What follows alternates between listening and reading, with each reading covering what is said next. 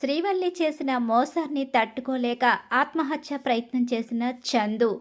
శ్రీవల్లి కుటుంబానికి ఊహించని షాక్ ఇచ్చిన రామరాజు. మరిదంతా ఎలా జరిగిపోతుందో వీడియోలో అయితే తెలుసుకుందాం. శ్రీవల్లి గురించి రామరాజు నిజం తెలుసుకోవాలని చెప్పి ఎవరైతే కోరుకుంటున్నారో వాళ్ళు మా వీడియోని తప్పకుండా లైక్ చేయండి.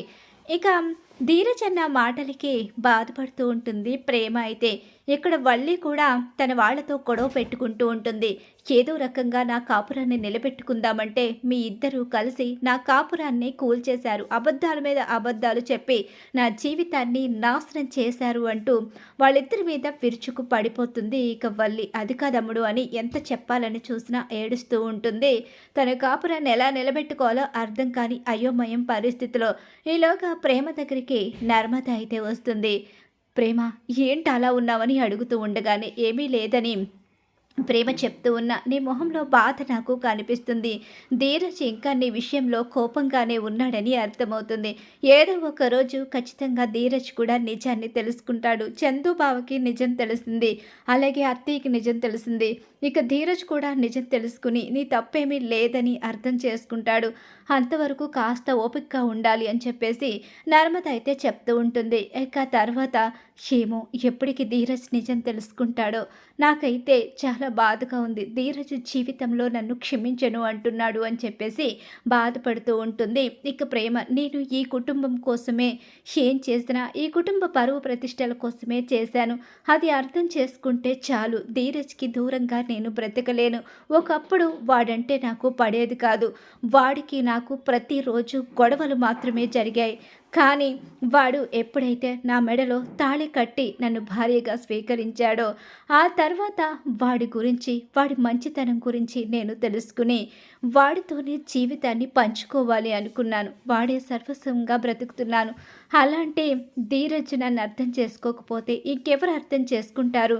నా వాళ్ళకి దూరంగా వాళ్ళు ఎంత నాకు కళ్ళ ముందు కనిపిస్తూ ఉన్నా వాళ్ళు ఏమీ కానట్టుగానే బ్రతుకుతున్నాను. ఎవరి కోసం? ఈ ఇంటి కోసం, అలాగే ధీరజ్ కోసం మాత్రమే అని చెప్పేసి అనుకుంటూ ఉంటుంది ప్రేమ. అయితే ఇక ఇలా జరుగుతూ ఉండగా చందుకి వల్లి చేసిన మోసమంతా గుర్తుకొస్తూ ఉంటుంది. అసలు వల్లి ఎలాంటి తప్పు చెయ్యదు అని, వల్లిని ఇంటి మహాలక్ష్మిగా, వల్లి విషయంలో చాలా నమ్మకం పెట్టుకున్న రామరాజు తనకి గుర్తుకొస్తూ ఉంటాడు. వల్లి చేసిన మోసం ఏదో ఒక రోజు రామరాజుకి తెలియాల్సిందే. నాన్నకు ఈ విషయం తెలిస్తే తట్టుకుంటాడా? కానీ అలా అని వల్లి చేసిన తప్పుల్ని కప్పిపుచ్చి తనని మళ్ళీ తిరిగి నేను తీసుకురాలేను. ఇప్పటికే ఎన్నో మోసాలు చేసిన వల్లి మరిన్ని మోసాలు చేయదని గ్యారంటీ లేదు. అసలు అమూల్య జీవితాన్ని నాశనం చేయాలని చూసింది వల్లి. అమూల్య జీవితం నాశనం కావడమే కాదు, మా కుటుంబ పరువు కూడా పోయింది. మా నాన్న చావు చివరి అంచుల వరకు వెళ్ళి వచ్చారు. అయినా సరే తను చేసింది తప్పు అని తెలుసుకోకుండా తను చేసిన తప్పుని వేరొకరి మీద తొయ్యాలని చూసి తను మరింతగా తప్పులు చేస్తూనే వచ్చింది. చదువు విషయంలో అబద్ధం చెప్పింది, నా చెల్లెల విషయంలో అబద్ధం చెప్పింది, ఇంకా ఎన్ని విషయాల్లో నాకు అబద్ధం చెప్పి ఆ కుటుంబం వాళ్ళు నన్ను మోసం చేశారో తెలీదు. కానీ ఈ తప్పుల్ని నేను క్షమించలేను. అలా అని నాన్నకు నిజం చెప్పలేను. ఏం చెయ్యాలి అని చెప్పి అనుకుంటూ చాలా బాధపడుతూ ఉంటాడు. తన మేనమామ తిరుపతి తన దగ్గరికి అయితే వస్తాడు. ఏంట్రా ఎందుకు అలా ఉన్నావు? అయినా వల్లి సడన్గా వాళ్ళ అమ్మ వాళ్ళ ఇంటికి వెళ్ళిందని చెప్పావేంటి? వల్లిని ఎప్పుడు తీసుకొస్తావు అని చెప్పేసి అంటూ ఉండగానే లేదులే మామయ్య, వల్లిని ఇప్పుడెప్పుడే తీసుకురాను. అదేంట్రా ఏదో గొడవ పెట్టుకుని వాళ్ళ పుట్టింట్లో తనని వదిలేసి వచ్చినట్టుగా మాట్లాడుతున్నావేంటి? తను వాళ్ళమ్మకి ఆరోగ్యం బాగాలేదనే కదా వెళ్ళింది. అదేం లేదులే మామయ్య, తను ఇప్పుడెప్పుడే రాదులే, తన గురించి పట్టించుకోకు. ఏంటి నీ భార్య పుట్టింటికి వెళ్ళిందని బాధపడుతున్నావా? లేకపోతే మీ ఇద్దరి మధ్య ఏదైనా గొడవ జరిగిందా? బావకి చెప్పమంటావా? లేదు లేదు, నాన్నకేం చెప్పొద్దు, మా ఇద్దరి మధ్య ఎలాంటి గొడవ జరగలేదు. సరే నువ్వు వెళ్ళు, నేను వస్తాను. ఇంకా కొంచెం ఇక్కడ అకౌంట్స్ చూసుకునేవి ఉన్నాయి. ఇక ఆ తర్వాత మిగిలిన వాళ్లకు అమౌంట్ కూడా ఇవ్వాలి. అదంతా చూసుకున్న తర్వాత నేను వస్తాను. మిల్లు దగ్గర నుంచి నువ్వు వెళ్ళి నాన్నకి ఇవన్నీ అప్పచెప్పేమని చెప్పేసి తిరుపతి చేతిలో అవన్నీ పెట్టేసి అక్కడి నుంచి అయితే పంపించేస్తాడు. అలా పంపించిన తర్వాత చందు చాలా ఎమోషనల్ అవుతూ ఉంటాడు. ఈ నిజం తెలిస్తే తన తండ్రి ఏమైపోతాడో అన్న భయం చందుని మరింతగా పెడుతూ ఉంటుంది. ఈరోజు కాకపోతే రేపైనా వల్లి గురించి నిజం నాన్నకి తెలియాల్సిందే.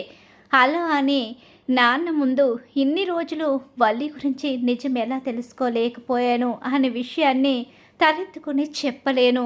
వల్లి నేను వల్లిని నా ప్రాణమని అనుకున్నాను. అబద్ధం చెప్పని అమాయకురాలని అనుకున్నాను. కానీ వల్లి మోసాలు చేసే వ్యక్తి, వల్లి కుటుంబం కూడా అలాంటిదే అని తెలుసుకోలేకపోయాను అంటూ చాలా బాధకి గురైన చందు అయితే మాత్రం ఇక ఆత్మహత్య ప్రయత్నం చేస్తాడు. అలా ఇక తను ఎప్పుడైతే ఆత్మహత్య ప్రయత్నం చేస్తాడో సీరియస్ కండిషన్లోకి వెళ్ళిపోతాడు చందు. ఈలోగా అక్కడ రైస్ మిల్లో పనిచేసే ఒకతను చందు పరిస్థితి చూసి గబగబా రామరాజుకి ఫోన్ చేస్తాడు. అలా ఫోన్ చేసేసరికి చందుని ఆసుపత్రికి తీసుకుని వెళతారు. ఆసుపత్రికి తీసుకుని వెళ్ళేసరికి చందు బావ ఇలా చేస్తాడని అస్సలు ఊహించలేదు. వల్లి అక్క చేసిన పనుల వల్ల చందు బావ ఇలా అయిపోయాడు అని చెప్పి ప్రేమ నర్మద చెప్తూ ఉంటారు. ఏంటమ్మా, ఏం జరిగింది? అసలు చందు ఆత్మహత్య ప్రయత్నం ఎందుకు చేశాడు? వల్లి ఎందుకు పుట్టింటికి వెళ్ళిపోయింది? ఎందుకు చందు ఇలా అయిపోయాడు? నిజం చెప్పండి అమ్మా, ఇప్పటికైనా అసలు ఏం జరిగిందో నాకు చెప్పండి అని చెప్పేసి రామరాజు నిలదీస్తాడు. అలా నిలదీయడంతో వల్లి కుటుంబం చేసిన మోసాలన్నీ, పెళ్లి కోసం వాళ్ళు ఆడిన అబద్ధాల గురించి, అలాగే ఇక అమూల్య విషయంలో వాళ్ళు చేసిన మోసాలు, ఆ మోసాలని కప్పిపుచ్చుకోవడానికి వాళ్ళు చేసిన ఎన్నో తప్పుల గురించి, వీటన్నిటి గురించి కూడా నర్మద, ప్రేమ ఇద్దరు బయట పెట్టేస్తారు. ఈ విషయాలన్నీ బయట పెట్టి వల్లి యొక్క కాపురాన్ని పాడు చేయడం ఇష్టం లేక ఇన్ని రోజులు ఈ నిజాలు మేము మా కడుపులోనే దాచుకున్నాం. కానీ మేము చెయ్యని తప్పులకి మమ్మల్ని నేరస్తుల్ని చేసి మా కాపురాలే నాశనం చేయాలని చూసింది వల్లి అక్క. అందుకనే వల్లి అక్క గురించి చందు బావ తెలుసుకోవాలని చెప్పి ఇలా చేశాము, మమ్మల్ని క్షమించండి మావయ్య అని చెప్పేసి అంటూ ఉంటారు. ఇక ప్రేమ అలాగే నర్మద ఇద్దరు కూడా, లేదమ్మా ఇందులో మీ తప్పేమీ లేదు, అంతా వల్లి కుటుంబందే. ఈరోజు నా కొడుకు ఈ పరిస్థితిలో ఉండడానికి కారణం ఆ వల్లి కుటుంబం.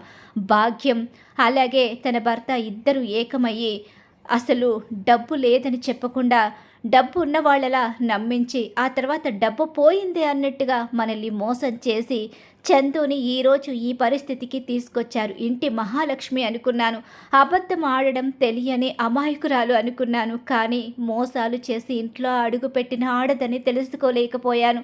నా కొడుకుకి ఏదైనా అయితే చంపేస్తాను వాళ్ళని అని చెప్పేసి రామరాజు చాలా సీరియస్ అవుతూ ఉంటాడు. ఈలోగా డాక్టర్ వచ్చి సమయానికి ఆయన్ని తీసుకొచ్చారు కాబట్టి సరిపోయింది, లేకపోతే ఆయన ప్రాణానికే ప్రమాదం జరిగేది. ఆయన ఇంత దూరం వెళ్ళడానికి కారణం ఏంటండి అని చెప్పేసి డాక్టర్ కాస్త బాగా పరిచయం ఉన్న వ్యక్తి కాబట్టి రామరాజుని అడుగుతూ ఉండగానే ఇంట్లో ప్రాబ్లమ్స్, వాళ్ళ భార్యాభర్తల మధ్య చిన్న సమస్య అని చెప్తారు తప్ప ఇక ఆ విషయాన్ని అయితే బయట పెట్టరు. సరే వాడిని చూస్తూ ఉండండి, నేను ఇప్పుడే వస్తాను అనేసరికి మావయ్య, ఎక్కడికి మావయ్య, ఇప్పుడు మీరు ఆవేశంగా ఉన్నారు.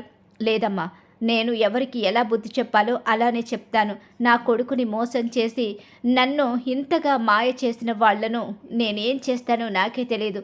అలా అని మీరేం కంగారు పడకండి అని చెప్పేసి అక్కడి నుంచి చాలా సీరియస్గా బయలుదేరుతాడు రామరాజు అయితే. అలా రామరాజు వల్లి ఇంటికి వెళ్ళేసరికి వాళ్ళ ముగ్గురు కూర్చుని ఉంటారు. ఈలోగా వల్లి అంటూ గట్టిగా పిలిచేసరికి మావయ్య, మావయ్య వచ్చారు అంటే నన్ను తీసుకువెళ్ళడానికి వచ్చినట్టున్నారు అని చెప్పేసి గబగబా ఆనందంగా బయటకు వచ్చేసరికి ఆనందరావు చెంప పగలగొడతాడు రామరాజు. నా కొడుకుని నన్ను మోసం చేసి మీరు ఇంత దుర్మార్గం చేసి కూడా నిజాలు బయట పెట్టకుండా నా కుటుంబాన్ని విడదీయాలని చూస్తారా? నా కూతురు బ్రతుకుతో ఆడుకుంటారా? మిమ్మల్ని క్షమించను. ఈరోజు నా కొడుకు చావు బ్రతుకుల మధ్య ఉన్నాడు. దీనంతటికీ కారణం మీరు, మీ కుటుంబం, అలాగే ఈ వల్లి. మా ఇంటి మహాలక్ష్మి అనుకున్నాను, మాయలు చేసే లక్ష్మి అని నేను తెలుసుకోలేకపోయాను. ఇలాంటి మాయలు చేసే ఆడదాన్ని బంగారం లాంటి నా కొడుకు చందు జీవితంలోకి తీసుకొచ్చి చాలా తప్పు చేశాను. జీవితంలో మిమ్మల్ని నా ఇంటి గడప తొక్కనివ్వను. త్వరలోనే విడాకుల కాగితాలు పంపిస్తాను. ఇంకెప్పుడైనా నా ఇంటి వైపు తొంగి చూడాలని చూస్తే చంపేస్తాను. ఇప్పుడే మిమ్మల్ని నాకున్న కోపానికి చంపేయాలని ఉంది. కానీ మిమ్మల్ని ఏమీ చేయకుండా ఎందుకు వెళ్ళిపోతున్నాను అంటే, ఇంతకాలం తనని నా ఇంటి కోడలుగా ఎంతో గౌరవంగా చూశాను. కానీ ఇలాంటి ఆడదని తెలుసుకోలేకపోయాను. తను చేసిన చాలా తప్పుల వెనకాల మీరే ఉన్నారని తెలిసింది. మీ కారణంగానే తను ఇన్ని తప్పులు చేసిందని కూడా నేను తెలుసుకున్నాను. ఎట్టి పరిస్థితిలోని కూడా ఇక మిమ్మల్ని వదిలిపెట్టే ప్రసక్తి లేదు. మీకెలా బుద్ధి చెప్పాలో కూడా నాకు తెలుసు అని చెప్పేసి వార్నింగ్ ఇస్తూ అక్కడి నుంచి వెళ్ళిపోతాడు. విడాకుల నోటీస్ పంపిస్తానని. మమ్మల్ని క్షమించండి అన్నయ్య గారు అని భాగ్యం ఎంత బ్రతిమలాడినా సరే క్షమించను అని చెప్పేసి త్వరలోనే నీ కూతురికి విడాకుల నోటీస్ వస్తుంది అని చెప్పి అక్కడి నుంచి షాక్ ఇచ్చి వెళ్ళిపోతాడు రామరాజు. అయితే అలా ఊహించని షాక్ అయితే ఎదురవుతుంది వల్లి కుటుంబానికి. మరి ఖచ్చితంగా రాబోయే కథలో ఇలా అయితే జరగబోతుంది. ఇలానే జరగాలని మీరు కోరుకుంటున్నారా? అయితే వీడియోని తప్పకుండా లైక్ చేయండి.